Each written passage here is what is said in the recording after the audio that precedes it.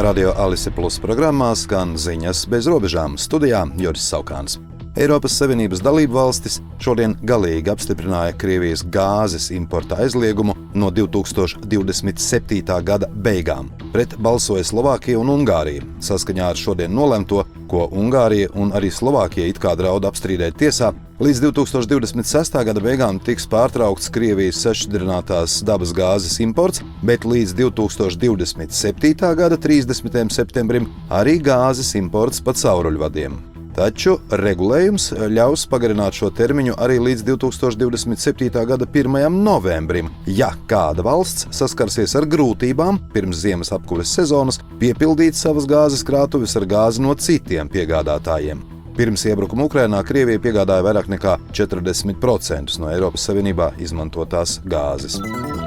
2 dienas ritēja sarunas Abu Dabī starp Ukrainas, ASV un Krievijas delegācijām par iespējām izbeigt karu. Dokumenti par ASV drošības garantijām Kijevai ir 100% sagatavoti, tā svētdien Viļņā paziņoja Ukrainas prezidents Volodimirs Zelenskis.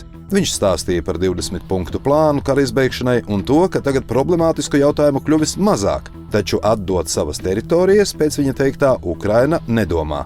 Krievijas prese savukārt raksta, ka arī amerikāņu puse ir atzinusi, ka neatrisinot teritoriālo jautājumu pēc Ankoridžā saskaņotās formulas, cerību uz ilgtermiņa risinājumu nav. Respektīvi, Ukrainas bruņotajiem spēkiem ir jāatkāpjas no Donbasa, jo tas Maskavai ir svarīgs nosacījums. Tiesa Francijā šonedēļ lems par Vladimira Antonova izdošanu Lietuvai. Likvidējamās Latvijas Krājbankas kādreizējās mātes bankas, likvidētās Lietuvas bankas Snoras, bijušajam līdzīpašniekam Lietuvā piespriests 10,5 gadu cietumsods par bankas līdzekļu piesavināšanos lielā apmērā. Antonova izdošanas lietu tiesa skatīs ceturtdien, spriedumu paredzēts pasludināt piektdien.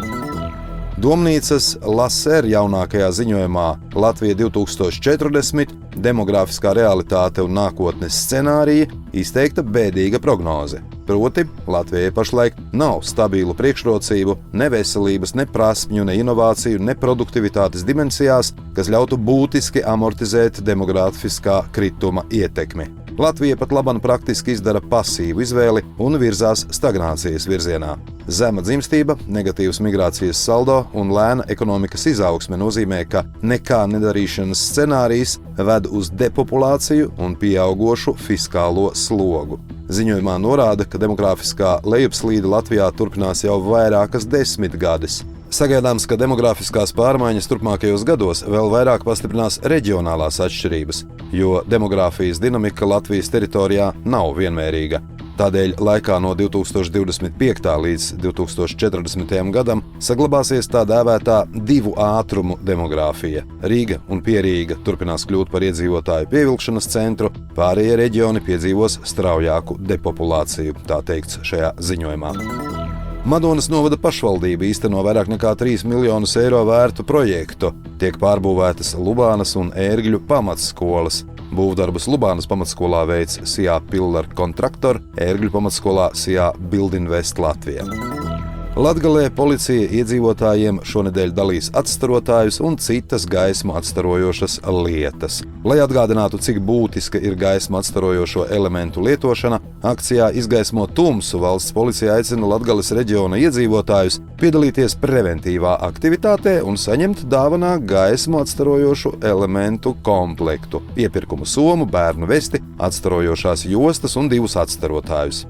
Kas tad jādara? Zibakcijas dalībniekiem nedēļas laikā jāiesūta policijai fotogrāfijas, kurās fiksēts kāds neapgaismots, daļēji izgaismots ceļa vai ielas posms Latgalē, kur gājēju pārvietošanās bez gaismu atstarojošiem elementiem diennakts tumšajā laikā nav droša. Fotogrāfijā jābūt redzamam pa ceļu ejošam gājējam, kuram obligāti ir kāds gaismu atstarojošs elements vai vismaz ieslēgts lukturītis.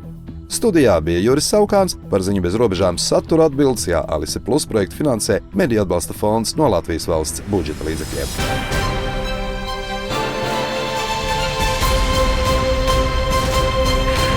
Alisa Plus Radio